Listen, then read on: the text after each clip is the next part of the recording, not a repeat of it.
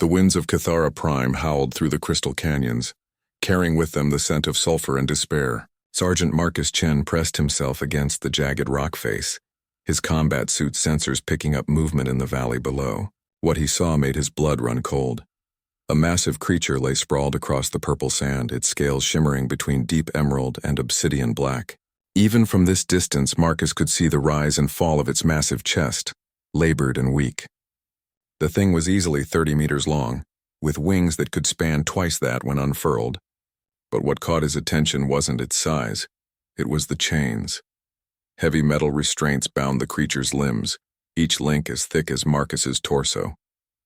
The chains were anchored deep into the canyon floor by massive spikes, preventing any hope of escape. Dried blood stained the sand beneath the creature's struggles, telling a story of futile resistance. Marcus activated his comm unit. "Command, this is Recon 7. I've got visual on an unknown alien life form in grid Charlie 9. Appears to be restrained and dying." Static crackled through his earpiece before Lieutenant Rodriguez's voice came through. "Copy that, 7. What's your assessment?" "It's big, sir. Really big. Looks like some kind of dragon from the old Earth stories. Someone chained it up and left it to die." Marcus adjusted his scope, getting a better look at the creature's head. Even unconscious, there was something intelligent about its features. The way its skull was shaped, the positioning of what looked like sensory organs. "Dragons aren't real, Sergeant." "You've been in the field too long." Marcus almost smiled despite the grim situation.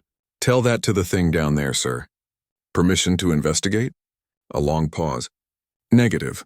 We're here to survey potential mining sites, not play alien rescue. Mark the location and move on." But Marcus didn't move. Something about the scene below bothered him deeply. The chains weren't random. They were precisely placed, designed to cause maximum discomfort without killing immediately. This wasn't just restraint. It was torture. The creature's position suggested it had been placed here deliberately, left to suffer. As he watched, the dragon's massive head lifted slightly, revealing eyes like molten gold. Those eyes swept the canyon, and for a moment Marcus could have sworn they looked directly at him. There was pain in that gaze, yes, but also a fierce intelligence that sent chills down his spine. The dragon's mouth opened slightly, and a sound emerged that was part roar, part whimper. It was the sound of a creature that had given up hope but refused to give up fighting. Marcus made his decision. "Command, I'm experiencing equipment malfunction. Going to need some time to run diagnostics." "How long, 7? "Could be a few hours, sir." "I'll keep you posted." Marcus clicked off his comm before Rodriguez could respond and began making his way down the canyon wall. His military training screamed at him that this was stupid, but something deeper, something fundamentally human, drove him forward. As he descended, more details became visible. The dragon's scales weren't just black and green. They contained an entire spectrum of colors that shifted with each labored breath. Beautiful didn't begin to describe it. The creature was art given life, now being destroyed by cruelty. The chains showed signs of advanced metallurgy, suggesting whoever had done this possessed sophisticated technology. This wasn't the work of primitives, but of a civilization advanced enough to create restraints that could hold something this powerful. When Marcus reached the valley floor, the dragon's eyes tracked him immediately. Those golden orbs held him in a gaze that seemed to peer into his soul. The creature didn't struggle or try to attack. Instead, it watched with what Marcus could only describe as curiosity. "Easy there, big guy," Marcus said softly, approaching slowly with his hands visible. "I'm not here to hurt you." The dragon's head tilted slightly, and Marcus realized it was studying him just as intently as he was studying it. There was definitely intelligence there. Not just animal cunning, but genuine thought and awareness. Up close, Marcus could see that the creature was female. Her belly was swollen in a way that suggested pregnancy, though he couldn't be certain of alien biology. More disturbing were the obvious signs of recent violence, cuts and burns that spoke of systematic abuse. The chains were even more sophisticated than he'd initially thought. They seemed to adjust automatically to prevent the dragon from finding any comfortable position, constantly shifting to maintain pressure on different parts of her body. Whoever had designed this had wanted her to suffer for a long time. Marcus pulled out his portable scanner and began analyzing the restraints. The metal was unlike anything in his database, some kind of adaptive alloy that responded to the dragon's movements. But every lock had a key and every system had a weakness. As he worked, the dragon watched him with growing intensity. Her breathing, which had been labored and irregular, began to steady slightly. Hope, Marcus realized. She was beginning to hope. "I don't know what you did to deserve this," Marcus murmured as he examined the first restraint. "But nobody deserves to die like this. Nobody." The dragon made a sound deep in her throat, not quite a purr, but something that conveyed understanding. It was then that Marcus noticed something that made his blood boil with rage. Carved into the sand near the dragon's head was a symbol, intricate and obviously meaningful. But more telling were the smaller markings around it, clearly indicating a countdown. Someone had marked exactly how long the dragon was meant to suffer before death would finally claim her. According to the markings, she had been here for weeks, and according to the countdown, she had days left to live. Marcus's jaw clenched as he stood up, his decision crystallizing into unshakable resolve. He didn't know what crime this creature was supposed to have committed, and he didn't care. This was wrong and he was going to make it right. "Hang on, girl," he said, beginning to unpack his emergency kit. "We're going to get you out of here." The dragon's eyes widened, and for the first time since he'd found her, Marcus saw something in them that broke his heart and filled him with determination in equal measure. Tears. The dragon was crying tears of relief, and Marcus Chen, soldier of the Terran Expeditionary Force, prepared to go to war with an entire alien civilization to save one condemned life. Marcus worked frantically as the binary suns of Kythera Prime began to set, casting the canyon in deep purples and oranges. The adaptive restraints were more complex than anything he'd encountered, but human engineering had taught him that every system could be broken if you understood its principles. The dragon. He'd started thinking of her as Sarah, though he had no idea why that name came to mind, watched his every move with growing alertness. Her breathing had stabilized somewhat, but Marcus could see she was still in tremendous pain. The restraints had been designed to cause maximum agony while keeping the victim alive as long as possible. "These are pressure responsive," Marcus muttered, running his scanner over the nearest chain. "They tighten when you struggle, but they also have a baseline tension that—" He paused, studying the readings. "Son of a bitch. They're slowly increasing pressure over time. This whole system is designed to gradually crush you to death." Sarah made a soft sound that might have been agreement. Marcus looked up to find her watching him with those incredible golden eyes, and for a moment he felt a strange connection, as if she understood exactly what he was saying. His comm crackled to life. "Recon 7, what's your status?" Marcus glanced at the comm unit, then at Sarah. Her eyes had widened with what looked like fear. She understood that the voice represented potential danger. "Still running diagnostics, Command. Found some unusual mineral deposits that are interfering with my equipment. Copy that. Be advised, we're picking up some unusual energy signatures in your area. Could be indigenous tech. Stay alert." Marcus's blood chilled. If there were energy signatures, it meant Sarah's people might be coming. Given what they'd done to her, he doubted they'd appreciate finding a human trying to free her. "Understood, Command. We'll maintain watch." He turned back to Sarah, whose expression had somehow become even more desperate. She was trying to communicate something urgently, making small sounds and looking toward the canyon rim. "They're coming back, aren't they?" Marcus asked quietly. Sarah's head moved in what was unmistakably a nod. Then she did something that shocked him. She pushed her massive head toward one of the restraints and made a cutting motion with her neck, looking at him meaningfully. She wanted him to leave her and save himself. "Like hell," Marcus said firmly. "I don't abandon people. Ever." He pulled out his plasma cutter and began working on the first restraint. The metal resisted but slowly began to weaken under the concentrated energy beam. Sarah watched with growing amazement as the first chain began to part. But the process was too slow. Marcus could hear the distinctive whine of anti-gravity engines echoing off the canyon walls. Whatever was coming would be here soon. Then Sarah did something unexpected. She began to make rhythmic sounds, not quite speech, but clearly meaningful. She was trying to teach him something, repeating a sequence of tones while looking at the restraints. Marcus paused in his cutting and listened carefully.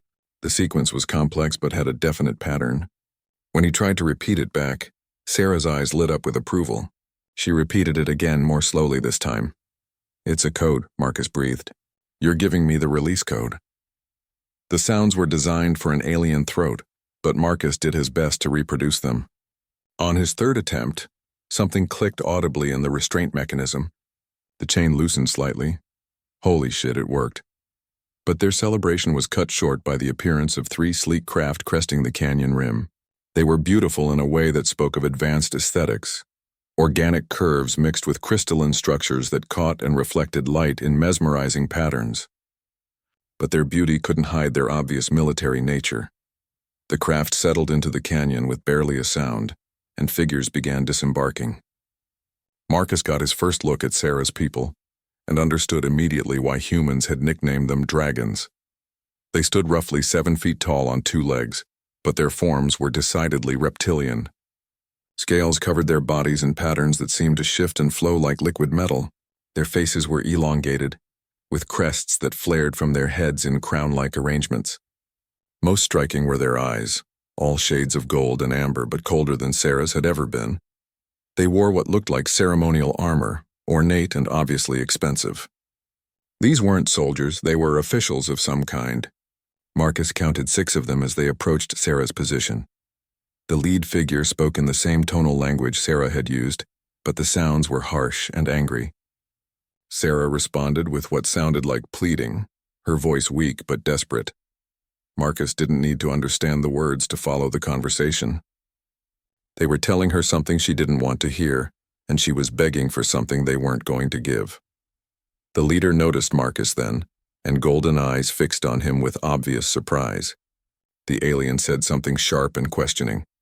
Marcus stood slowly, keeping his hands visible but ready to fight if necessary. "I don't suppose any of you speak standard human?" One of the aliens stepped forward, smaller than the others, with scales that held more blue than the rest. When she spoke, it was in accented but clear standard. "You are human. Why do you interfere with our justice?" "Justice?" Marcus couldn't keep the anger out of his voice. "You call torturing a pregnant female justice?" The translator's crest flattened against her skull, obviously a sign of distress. "You do not understand our ways. This one broke the most sacred of laws. She made it out of season, carrying young when the population councils had not approved. She threatens the very survival of our species." Marcus felt his rage building but forced himself to stay calm. "So you chained her up to die slowly? That's your idea of justice? She chose her fate when she chose to break the law. The slow death is meant as a lesson to others who might consider similar crimes." Marcus looked at Sarah, who was watching the exchange with obvious understanding. Her eyes held a mixture of pain and desperate hope as she looked at him. "What about the father? Where is he in all this?" The translator's scales darkened visibly. "He has been dealt with. His crime was even greater, as he was the one who should have known better." The cold way she said it told Marcus everything he needed to know about the father's fate. "You know what?" Marcus said, his voice deadly calm. "I've heard enough." He raised his plasma cutter and pointed it at the nearest alien. "I'm taking her with me." The aliens recoiled in shock, clearly not expecting resistance from a single human. The leader barked something angry and Marcus saw hands move toward weapons. "I wouldn't," Marcus said. "See, humans have this thing about bullies. We really don't like them." The translator spoke rapidly to her companions, then turned back to Marcus. "You cannot hope to fight all of us, human. You will die for nothing." Marcus smiled grimly. "Maybe, but I'll take a few of you with me. And there's something you should know about humans. We're really good at holding grudges. Hurt one of us and the rest come looking for answers." He activated his emergency beacon with his free hand. "My people know where I am. They'll come looking when I don't report in. You really want to explain to them why you tortured a pregnant female to death?" The aliens exchanged uncertain looks. Marcus could see them weighing their options. "Besides," Marcus continued, "there's one more thing you should consider." "What is that?" Marcus gestured toward Sarah with his free hand. "She's not your property anymore. As of right now, I'm claiming refugee status for her under human protection laws." The translator's eyes widened. "You cannot do that." "Watch me," Marcus said, and began cutting through another restraint. The lead alien roared something that needed no translation, and the canyon erupted into chaos. The first energy blast sizzled past Marcus's head, leaving a molten groove in the canyon wall.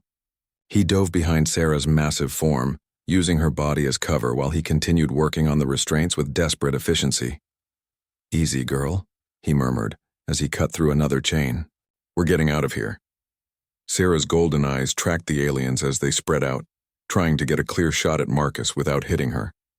She made a series of rapid sounds in her language, and Marcus was amazed to see the attackers hesitate. "What did she say?" He called to the translator who had taken cover behind one of the aircraft. She invoked the old laws, the protection rights. Which means what exactly? The translator's voice was strained. "If a condemned soul can find a warrior willing to stand for them, they have the right to trial by combat." Marcus paused in his cutting. "Trial by combat? Seriously?" "It is ancient law from before the population councils, but it still holds legal weight." The leader roared something angry, clearly disagreeing with this interpretation. The translator responded sharply, and a heated argument erupted among the aliens. Marcus used the distraction to free 2 more of Sarah's limbs. She immediately began helping, using her freed claws to work on chains he couldn't reach. Her movements were weak but determined. "How does this trial by combat work?" Marcus asked when the arguing died down. The translator looked uncomfortable. "The accused chooses a champion to fight for their life. If the champion wins, the accused goes free. If the champion loses, I get the picture." Marcus freed the last restraint from Sarah's left wing. "And I'm guessing the challenge has to be accepted?" "By law, yes. But Marcus of Terra, how do you know my name?" The translator gestured toward a device on her belt. "We scanned your identification when we arrived. Marcus Chen of the Terran Expeditionary Force. You have no understanding of what you face." Marcus helped Sarah struggle to her feet. Even weakened, she was magnificent. 30 meters of muscle and scales with wings that cast shadows across the entire canyon floor. "Maybe not," he admitted. "But I understand what's right and what's wrong." "And this is wrong." The leader stepped forward, removing his ceremonial armor to reveal a form that was clearly built for combat. Muscles rippled beneath dark scales, and when he flexed his claws, they extended to nearly a foot in length. "Champion Veltar accepts the challenge," the translator announced formally. "The combat will be to the death with no weapons save those nature provided." Marcus looked at his plasma cutter, then at the alien champion who was easily 3 times his size and weight. "No weapons? That seems a little unfair." "Those are the old laws." "The old laws didn't account for humans," Marcus said, and activated his emergency medical injector. The combat stimulants flooded his system immediately, cranking his reflexes and pain tolerance to their maximum. It would last maybe 20 minutes before his body crashed, but 20 minutes might be enough. Veltar stalked forward with predatory grace, clearly confident in his victory. Marcus could see why. The alien was built like a living weapon, all claws and teeth and corded muscle. But Marcus had advantages Veltar didn't expect. When the champion lunged, Marcus didn't try to meet him head-on. Instead, he used his smaller size and human agility to slide between Veltar's legs, scoring a deep cut along the alien's inner thigh with his combat knife. Veltar roared in surprise and pain, spinning faster than Marcus had expected. Claws raked across his chest, tearing through his combat armor like paper. Blood flowed freely, but the stimulants kept him moving. "First blood to the human," the translator called out, sounding genuinely surprised. Marcus didn't waste time celebrating. He kept moving, using every dirty trick human military training had taught him. Veltar was stronger and faster, but he fought with honor and expectation. Marcus fought to survive. When Veltar lunged again, Marcus grabbed a handful of sand and threw it directly into the alien's eyes. As Veltar reeled back, Marcus launched himself forward, driving his knife deep into the champion's shoulder joint. But Veltar's reflexes were incredible. Even blinded and wounded, his claws found Marcus's back, opening 4 parallel gashes that sent waves of agony through his nervous system. Marcus rolled away, breathing hard. The stimulants were keeping him conscious, but he could feel his strength beginning to fade. He needed to end this quickly. That's when Sarah intervened. The great dragon had been watching the combat with intense concentration, and now she began to sing. It was the same tonal pattern she'd used for the restraint codes, but longer and more complex. The sound was hauntingly beautiful, echoing off the canyon walls like a hymn. The effect on Veltar was immediate and obvious. The champion stumbled, his movements becoming sluggish and uncoordinated. The other aliens began shouting in their language, clearly upset about something. "What is she doing?" Marcus gasped, using the respite to bind his wounds. The translator's voice was filled with awe. "She sings the old songs. The first songs, from when our people could still touch the harmony of the world. It is said they can weaken any who hear them with violence in their hearts." Marcus felt the song washing over him too, but instead of weakness, it brought him strength. The melody seemed to resonate with something deep in his chest, filling him with warmth and determination. Veltar tried to shake off the song's effects, but his movements remained sluggish. Marcus seized the opportunity, launching himself forward in a final desperate attack. This time he wasn't trying to wound. He was trying to end the fight. Marcus's knife found the gap between Veltar's neck scales, sliding deep into the vulnerable flesh beneath.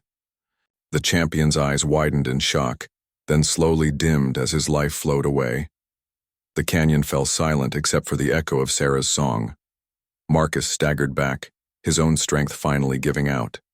The stimulants were wearing off, and his wounds were beginning to make themselves known with urgent pain. But he was alive and Veltar was dead. "The human has won," the translator announced formally. "By the old laws, the condemned one is free," but the leader was already moving, his face twisted with rage. He pulled out what looked like a ceremonial dagger and raised it toward Sarah. "The old laws are dead," he snarled in broken standard. "As is she." Marcus tried to move, but his body wouldn't respond. He could only watch as the leader prepared to strike down the dragon he'd fought so hard to save. That's when the sky lit up with the roar of human engines. 3 Terran dropships descended into the canyon like avenging angels, their weapon systems trained on the alien craft. The lead ship's external speakers crackled to life with Lieutenant Rodriguez's voice. "This is the Terran Expeditionary Force. Stand down immediately or we will open fire." Marcus had never been so happy to hear that bureaucratic tone in his life. The alien leader froze with his dagger raised, looking between the human ships and his own craft. The other aliens were already backing toward their vehicles, clearly recognizing that the situation had changed dramatically. "I wouldn't," Marcus called weakly from where he lay bleeding. "Humans get really upset when you try to kill someone we've just declared under our protection." The leader's golden eyes burned with fury, but he slowly lowered his weapon. Sarah struggled to her feet and limped over to Marcus, lowering her great head to nuzzle him gently. Her golden eyes were filled with gratitude and something else, something that looked almost like affection. "You're welcome," Marcus whispered, then passed out from blood loss. The last thing he heard was the sound of human boots hitting the canyon floor, and Sarah's voice singing something that sounded like a lullaby. Marcus woke up in the medical bay of the Terran research station 3 days later, his body wrapped in healing gel bandages and connected to more tubes than he cared to count. The first thing he noticed was that he wasn't alone. Sarah lay curled in the corner of the oversized medical bay, her great form taking up most of the available space. Someone had set up additional life support systems around her, and she appeared to be sleeping peacefully. Her scales had regained some of their original luster, shifting between emerald and sapphire in the artificial lighting. "She hasn't left your side since we brought you both in," a familiar voice said. Marcus turned to see Dr. Sarah Kim, the station's chief medical officer, checking his vital signs on a portable scanner. Her expression was professional, but he could see curiosity burning in her eyes. "How is she?" Marcus asked, his voice rough from the breathing tube they'd recently removed.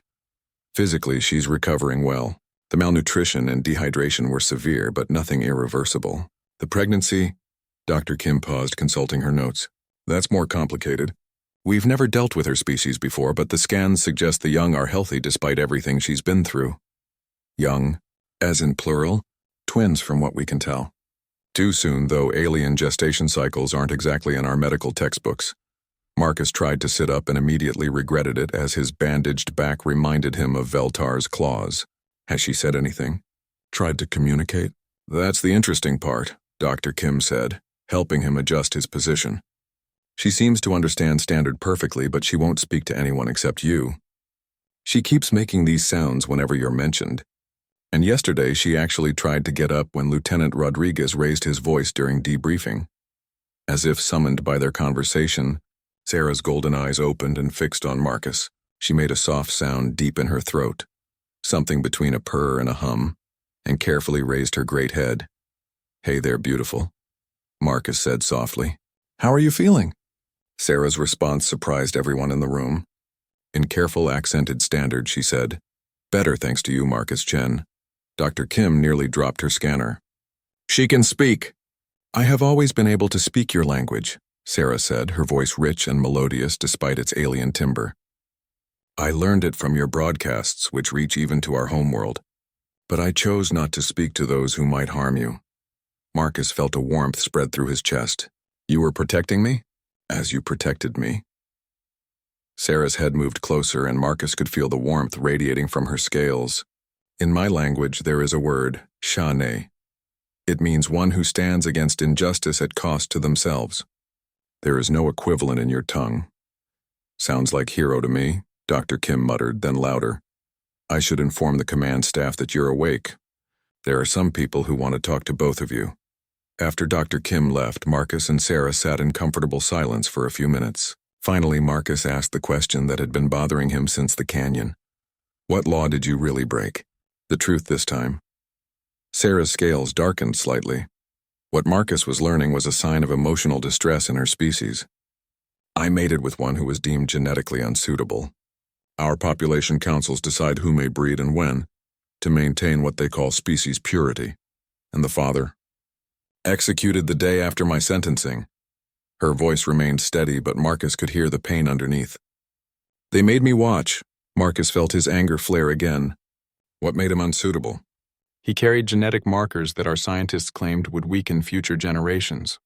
"In truth," Sarah's voice dropped to a whisper, "he was simply from a different caste, a lower one. Jesus Christ. It was about class, not genetics. Your species knows such prejudices as well, does it not?" Marcus thought about human history, the wars, the genocide, the systematic oppression. "Yeah, we do. But most of us try to do better now." "Most? It's a work in progress." The medical bay door slid open to admit Lieutenant Rodriguez, along with Commander Patricia Wells, the station's commanding officer. Both looked tired and stressed. "Sergeant Chen," Commander Wells said formally, "good to see you awake. We need to discuss your status." Marcus didn't like the tone. "My status, ma'am? You interfered with what appears to be a legal proceeding of a sovereign alien species.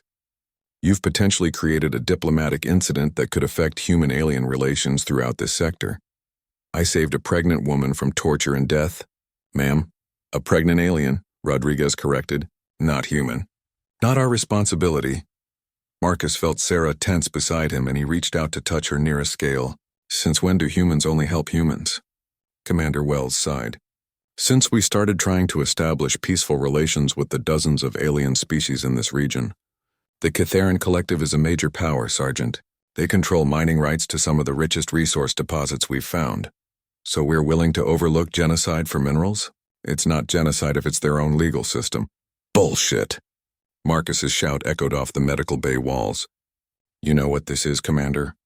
This is what people said when we ignored concentration camps because we didn't want to fight a war. This is what people said when we overlooked slavery because it was economically convenient." Sarah spoke up quietly. "If I may, Commander Wells." All eyes turned to the Great Dragon. Commander Wells nodded cautiously. "I understand your position," Sarah said. "You fear my people's reaction to Marcus's intervention. But there is something you should know about Catherian society." "What's that?" "It is deeply fractured. The population councils represent perhaps 30% of our people, the wealthy and the genetically pure. The rest of us have no voice, no representation. Many secretly oppose the current system." Commander Wells frowned. "What are you suggesting?" "That Marcus may have done more than save one life. Word of his actions is already spreading through the underground networks. For the first time in generations, someone stood up to the councils and won." Rodriguez scoffed. "One human soldier against an entire civilization?" Sarah's scales shifted to a deep gold color that Marcus hadn't seen before. "You underestimate the power of hope, Lieutenant. And you underestimate humans." Marcus grinned despite the serious conversation. "She's got a point, sir. We do have a reputation for being stubborn when it comes to doing the right thing." Commander Wells was quiet for a long moment, clearly wrestling with competing priorities. Finally, she spoke. "The Catherian Collective has demanded your immediate extradition, Sergeant. They want to try you for interference in their justice system. And I told them to go to hell." Wells smiled grimly. "Diplomatically, of course." Marcus felt a surge of pride in his commanding officer. "Thank you, ma'am. Don't thank me yet. They've threatened to cut off all trade agreements and expel humans from this sector. Will they follow through?" It was Sarah who answered. "No. They need your technology too much, and they know it. This is posturing, designed to make you abandon Marcus and me." "What do you recommend we do?" Wells asked. Sarah's golden eyes glowed with something that looked like determination. "We give them a choice. Accept Marcus's actions under the old laws of trial by combat, or face the consequences of having their treatment of political prisoners exposed to the galactic community." "Is that a threat?" "It is a promise," Sarah said simply. "I am not the only one suffering under council rule. There are millions of others, and they all have family members who escaped to other worlds. Marcus's courage has given them something they have not had in generations: hope that change is possible." Marcus looked between Sarah and his commanding officers, understanding dawning on him. "This isn't just about saving one life anymore, is it?" "No," Sarah said softly. "It is about saving an entire people." Commander Wells stood up abruptly. "I need to discuss this with Earth Command. In the meantime, Sergeant Chen, you're confined to quarters pending further review." "What about Sarah?" Wells looked at the great dragon thoughtfully. "She's officially a refugee under human protection. She stays here." After the officers left, Marcus turned to Sarah. "You really think one human's actions can change an entire civilization?" Sarah's scales shimmered with warm colors. "I know they can, because humans do not understand the word impossible." Outside the medical bay windows, the first Kitharan refugee ships were already beginning to appear on the horizon. 2 weeks after the incident in the canyon, the human research station had transformed into something resembling a refugee camp crossed with a diplomatic outpost. Kitharan ships arrived daily, bringing not just refugees but also representatives from various underground resistance movements that Marcus had never known existed. He stood in the station's main observation deck, watching another ship land in the designated area they'd hastily expanded to accommodate the influx. These weren't the sleek military vessels he'd seen in the canyon, but civilian craft, older, more weathered, carrying families and possessions and hope. The latest intelligence reports estimate that over 50,000 Kitharans are en route to human space, Commander Wells said, joining him at the window. "The collective is calling it a mass kidnapping orchestrated by Terra." "And Earth Command's response?" Wells smiled grimly. "Admiral Richardson told them that humans have always welcomed those seeking freedom from oppression. Quote, if that bothers you, maybe you should ask yourselves why so many of your people are desperate to leave." Marcus chuckled. He'd served under Richardson before. The man had never been diplomatic when it came to bullies. I'm guessing that didn't go over well. The collective is threatening military action. Their war council is demanding satisfaction for what they're calling an act of terrorism. Terrorism? Marcus turned from the window. "I freed one pregnant woman, who happened to be the daughter of their most vocal political dissident, and the mate of their most celebrated resistance leader, and whose rescue has sparked planet-wide protests that are threatening to topple their government." Marcus blinked. "Sarah never mentioned any of that, because she didn't want you to feel obligated to help her for political reasons. Dr. Kim told me. Sarah was quite specific that you saved her simply because it was the right thing to do." Through the observation deck speakers came the sound of Sarah's voice, singing one of her people's traditional songs. She'd taken to performing for the refugees in the evening, and the sound always drew crowds of humans as well. Her voice had a quality that transcended species barriers. "How is she doing?" Wells asked. "Physically much better. The twins are due any day now, according to Dr. Kim's latest scans. Emotionally," Marcus paused. "She's carrying a lot of guilt about her mate's death. Blames herself for not being strong enough to save him too." "And you?" Marcus looked down at his hands. The scars from Veltar's claws were healing well, but they'd be permanent reminders of that day in the canyon. "I keep thinking about what would have happened if I'd walked away. If I'd followed orders and just marked the location on my survey." "But you didn't." "No, I didn't." Marcus looked back out at the steady stream of refugees. "Commander, what's Earth's real position on all this? I know what the official statements say, but what's really going on?" Wells was quiet for a moment, choosing her words carefully. "Off the record? High Command is ecstatic. We've been trying to establish a foothold in this region for years. But the collective controlled too many resources and had too many allies. Now we're seeing the cracks in their facade, and it turns out they have more enemies than friends. So I accidentally started a war? No, Sergeant. You accidentally prevented one. Intelligence estimates suggest the collective was planning to move against human colonies in this sector within the next 5 years. Their population control methods were just one part of a larger militarization program. Marcus felt a chill. They were building an army. Exactly. And they were culling their own population to create what they called genetic superiority. Sound familiar? It did sound familiar, uncomfortably so. Marcus had studied enough human history to recognize the patterns. So Sarah wasn't just a victim of their justice system. She was a victim of genocide preparation, along with millions of others. Your actions didn't just save one life, Marcus. They exposed a systematic extermination program that the galactic community had no idea was happening. The observation deck's doors slid open to admit Dr. Kim, looking unusually excited. Marcus, you need to come quickly. Sarah's going into labor. Marcus's heart jumped. After everything they'd been through, the idea of new life coming into the world felt like a miracle. Is she okay? She's asking for you. Apparently, Kitharan births require the presence of someone the mother trusts absolutely. In their culture, it's usually the mate, but hers is dead. Marcus was already moving toward the medical bay. What do I need to do? Just be there. Your presence is supposed to provide emotional stability during the birthing process. Fair warning, though. Kitharan births are intense. Marcus arrived at the medical bay to find it had been completely reconfigured. The sterile human medical equipment had been supplemented with devices provided by Kitharan refugees, crystalline structures that hummed with energy and filled the air with what felt like electricity. Sarah lay in the center of it all, her great form coiled in a way that reminded Marcus of a nest. Her scales were shifting through rapid color changes, and she was singing in low, rhythmic tones that made the air itself seem to vibrate. Marcus, she called when she saw him. Come, please.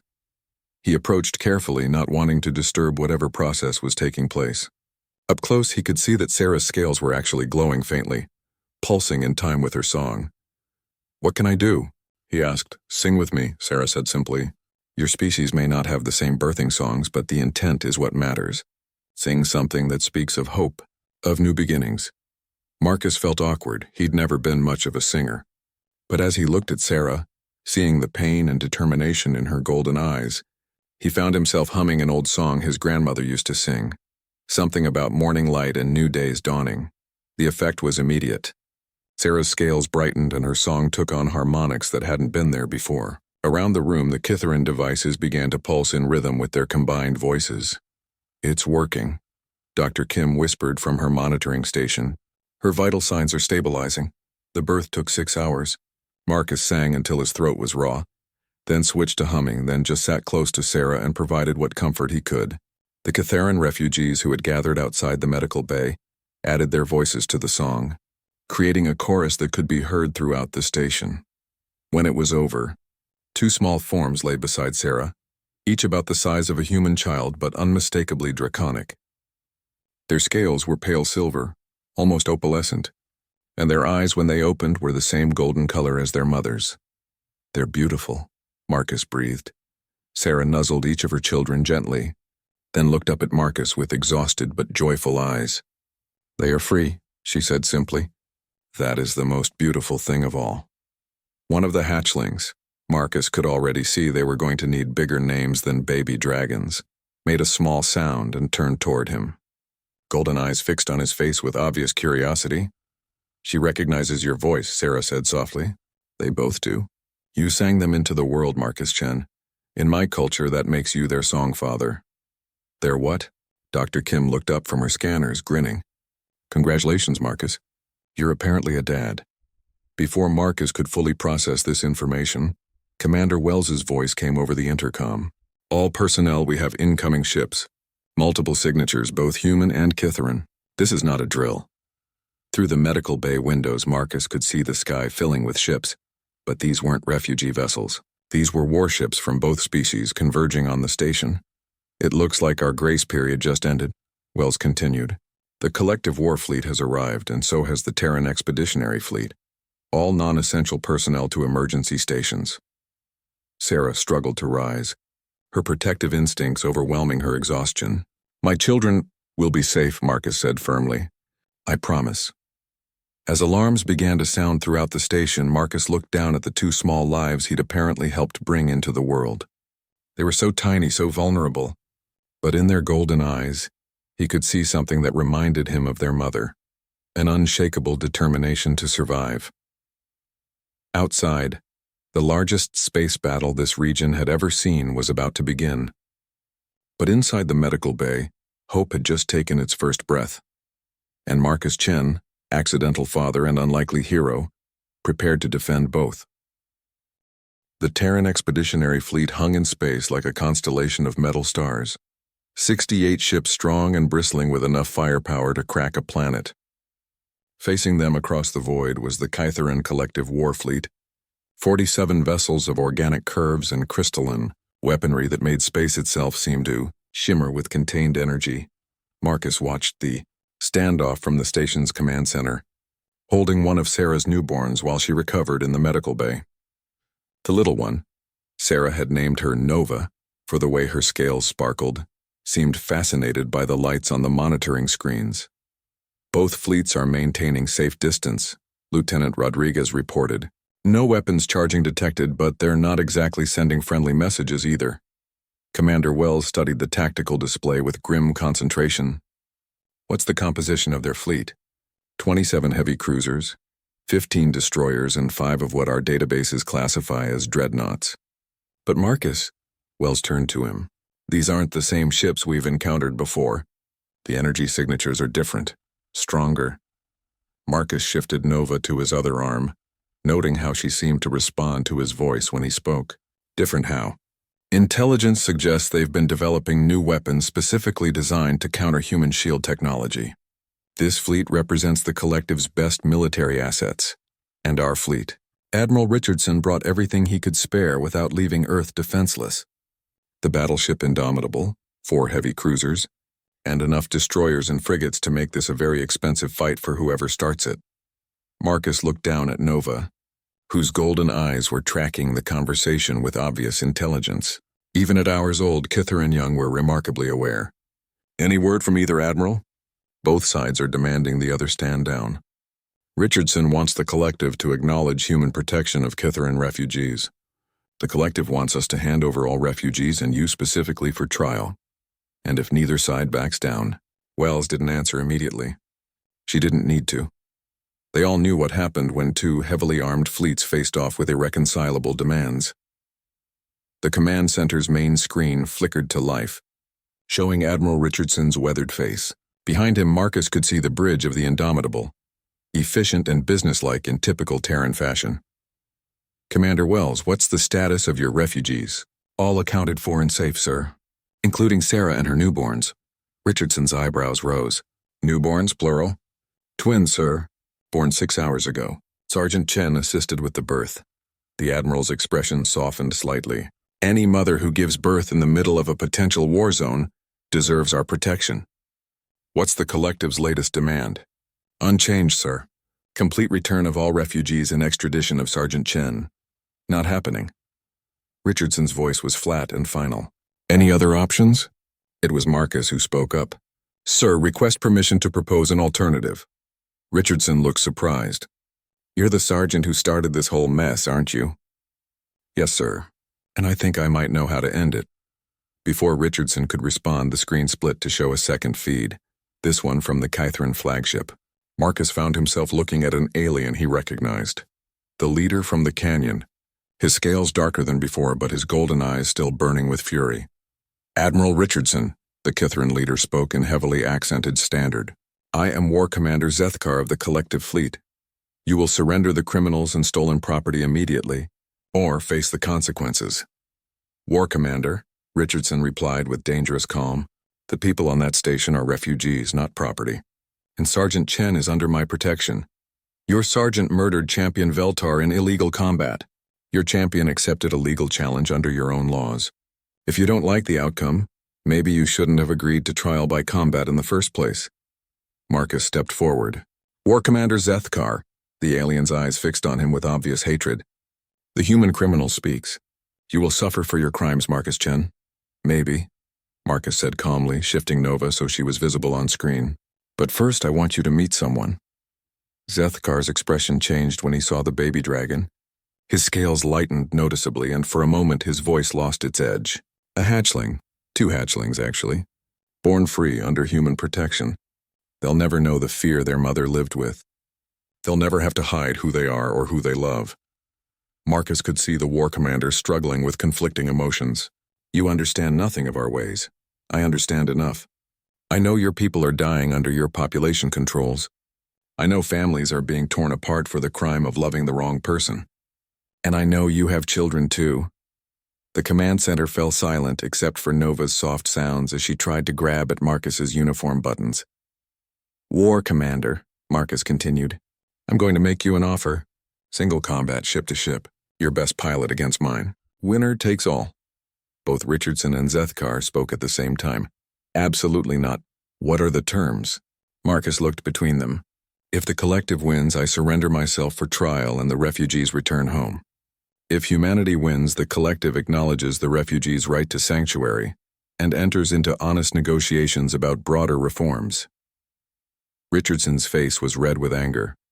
Sergeant, you don't have the authority to negotiate on behalf of humanity. Then give me the authority, sir. This is insane. It was Sarah's voice that cut through the argument. She had struggled to the command center despite Dr. Kim's protests, leaning heavily against the doorframe. It is not insane. It is Shanae, the old ways. Zethkar's scales shifted to a lighter shade when he saw her.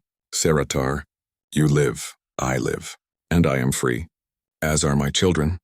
The war commander was quiet for a long moment. Your mate died believing you would follow him into death.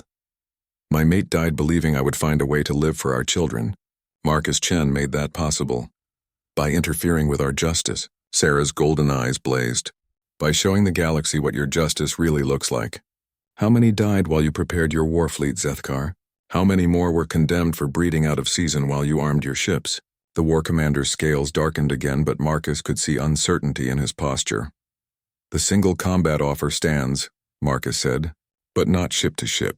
Personal combat, like in the canyon, you are champion against Earth's champion. You barely survived one fight, Rodriguez whispered. I won't be fighting, Marcus said. Then louder, Admiral, I request permission to name humanity's champion. Richardson looked like he was developing a headache. This gets more irregular by the minute. Who did you have in mind? Marcus smiled. Sarah, the war commander recoiled visibly. A female? In her condition? Impossible. She's the strongest person I've ever met, Marcus said simply. And she has more reason to fight than anyone else here. Sarah straightened despite her obvious exhaustion. I accept. Sarah, you just gave birth to children who deserve a better world than the one I was born into. Her voice carried a strength that made everyone in the command center stand a little taller. I will fight for that world. Zethkar was clearly struggling with the proposal. If she loses? If I lose, Sarah said before anyone else could speak, the refugees return to face your justice, including my children. The war commander's scales shifted through several colors as he wrestled with the decision. Finally he spoke. Very well. But the combat will take place on neutral ground, with both fleets as witnesses. And when you lose, Dragon, your death will serve as an example to any who think to defy the collective. Sarah's scales began to glow with the same light Marcus had seen during her children's birth. When I win, Zethkar, it will mark the beginning of your people's freedom. As both fleets began moving into position around a small asteroid that would serve as their arena, Marcus looked down at Nova and her brother, who Sarah had named Echo for his habit of mimicking sounds. In a few hours, their mother would fight for the future of her entire species, and 2 human fleets would discover what dragons were really capable of when they fought for love. The asteroid they'd chosen for the arena was roughly 2 kilometers across, pockmarked with craters and rich with metallic ores that made it gleam like a jewel against the starfield. Both fleets had taken position around it in a perfect sphere, their weapons powered down but ready, creating the most heavily observed single combat in galactic history. Marcus stood with Sarah in the shuttle bay, watching her prepare for what might be her final battle. She'd barely finished recovering from giving birth, but her scales were bright with determination and something else, a fierce joy that he'd never seen before. "You don't have to do this," he said for the 10th time.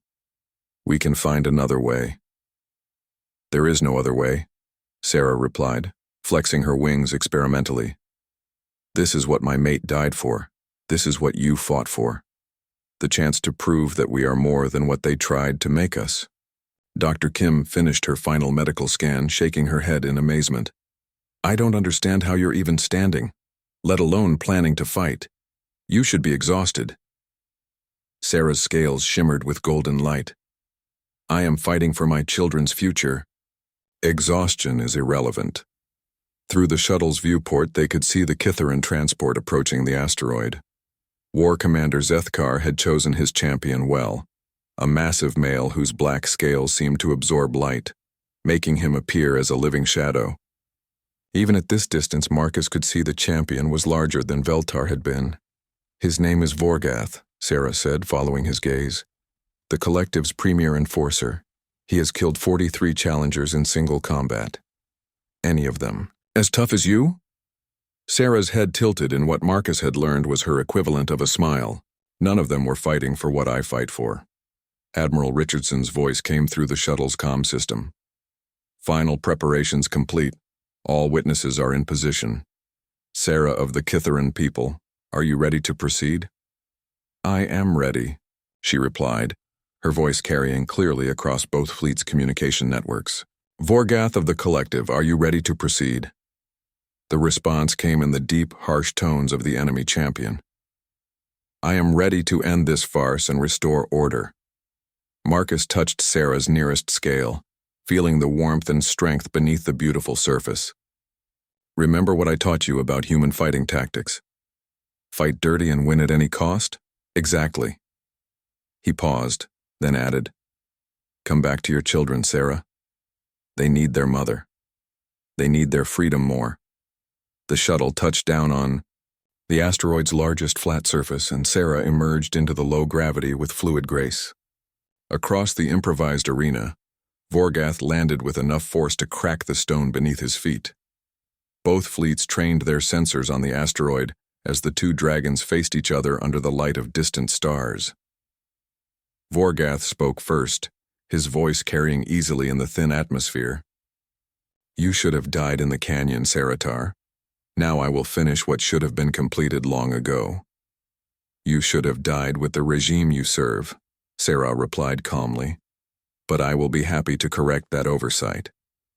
The Collective champion launched himself forward with shocking speed, his claws extended and his massive jaws open to reveal teeth like crystalline daggers. Sarah met his charge head-on, but at the last second twisted aside and raked her own claws along his flank. Black blood spattered the asteroid's surface as Vorgath roared in pain and fury. He spun faster than something his size should have been, able to move, catching Sarah with a backhand blow that sent her tumbling across the rocky ground. But Sarah had learned from watching Marcus fight. Instead of trying to recover gracefully, she used her momentum to roll behind a large boulder, forcing Vorgath to come after her and lose his advantage of reach. "Clever," Vorgath hissed as he stalked around the boulder. "But cleverness will not save you." "No," Sarah agreed. "But this might." She began to sing. The sound that emerged from her throat was unlike anything she'd produced before. Not the gentle melodies Marcus had heard in the medical bay, but something primal and powerful that seemed to resonate through the asteroid itself. The metallic ores in the rock began to vibrate, creating harmonics that turned the entire battlefield into a musical instrument. Vorgath stumbled, his coordination disrupted by the unexpected assault on his senses. Sarah used the opportunity to launch herself from behind the boulder, her claws finding gaps in his scales and her teeth sinking deep into his neck. The two dragons crashed to the ground in a tangle of limbs and fury, rolling across the asteroid's surface as they fought for advantage. Vorgath was larger and stronger, but Sarah was faster and more desperate. When they separated, both were bleeding heavily. Vorgath's left wing hung at an awkward angle, while deep gashes across Sarah's back leaked luminous blood that sparkled like starlight. "You cannot win," Vorgath panted.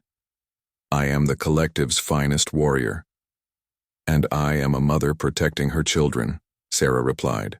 Which do you think is more dangerous? She began to sing again, but this time the melody was different, sadder, more complex. Marcus recognized it as the song she'd sung during her children's birth, but transformed into something that spoke of loss and hope intertwined. The effect on Vorgath was immediate and devastating. The champion's scales began to shift color, and his aggressive stance wavered. For the first time since the combat began, he looked uncertain. What are you doing? He demanded. Reminding you what you're fighting to destroy, Sarah said softly. This is a mother's lullaby, Vorgath. Did your mother sing to you when you were young? The champion's scales flickered through rapid color changes, confusion, pain, and something that might have been grief. My mother died for breeding out of season, he whispered. Sarah's song continued, weaving through harmonics that spoke of love and loss, of children taken from their parents and dreams crushed by law and custom. Other voices began to join in, the Kithaeran refugees watching from the human ships, adding their own stories to the melody. Vorgath fell to his knees, overwhelmed by the weight of what the song represented. Stop, he pleaded. Please stop. I cannot stop, Sarah said, approaching him slowly. Because this is not just my song anymore. It is the song of every parent who has lost a child to your laws, every family torn apart by your justice, every hope crushed by your order. The champion looked up at her with eyes that were no longer filled with fury but with pain. I was just following orders. And I am just protecting my children. Sarah's claws came to rest against his throat. But I will not kill you, Vorgath, because my children will inherit a world where mercy is possible. She stepped back, leaving the champion kneeling on the asteroid's surface. I yield, Vorgath said quietly. By law and custom, I yield to Saratar of the Free Clans. The silence that followed was profound.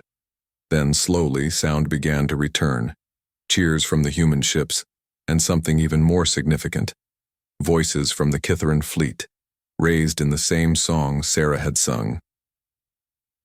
War Commander Zethkar's voice came over the communication channel, strained and uncertain. The combat is concluded. By the old laws, the challenger has won. Admiral Richardson's response was immediate. The refugees are granted permanent sanctuary under human protection.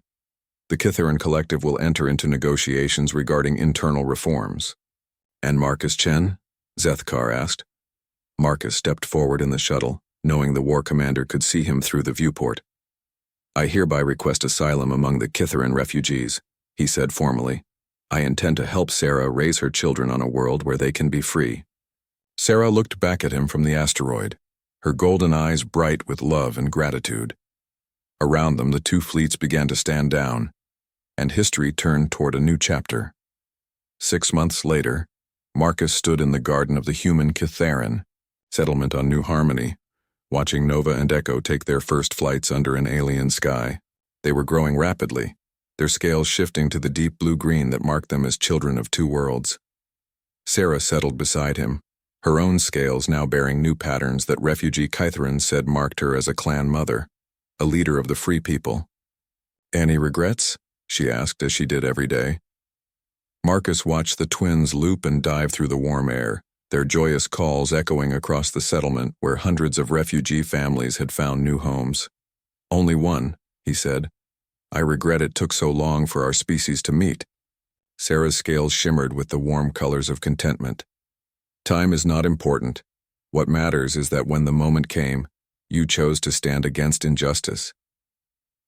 In the distance, construction crews, both human and Kithaeran, worked on the new schools and medical centers that would serve a growing population of children who would never know the fear their parents had lived with.